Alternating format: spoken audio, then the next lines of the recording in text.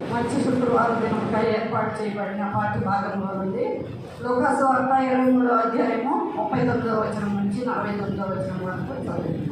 వేలాడవేయబడిన ఆ నేరస్తులలో ఒకడు ఆయనను దూషించుతూ, నీవు క్రీస్తువు కదా, నిన్ను నువ్వు రక్షించుకొను, మమ్మను కూడా రక్షించమని చెప్పాను.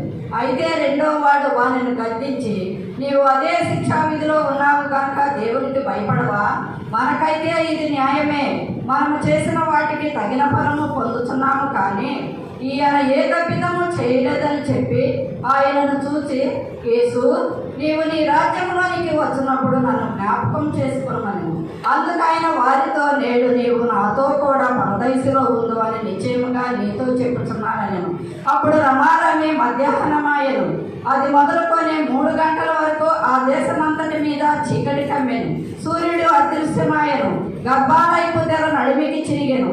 అప్పుడు యేసు గొప్ప శబ్దంతో కేకలు వేసి, తండ్రి, నీ చేతికి నా ఆత్మను అప్పగించుకొనుచున్నానెను. ఆయన ఇలాగూ చెప్పి ప్రాణము విడిచెను. శతాధిపతి జరిగినది చూచి, ఈ మనుషుడు నిజముగా నీతిమంతుడై ఉండెనని చెప్పి దేవుణ్ణి మహిమపరచెను.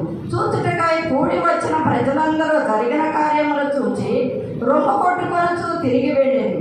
ఆయనను నెడవైన వారందరూ గలిలయ నుండి ఆయనను వెంబడించిన స్త్రీలను దూరముగా నిలుచుండి వీటిని చూచుచుండేది. దేవుడు తన పరిశుద్ధ వాక్యమును దీవించును గాక. చెప్పండి ఆమేన్.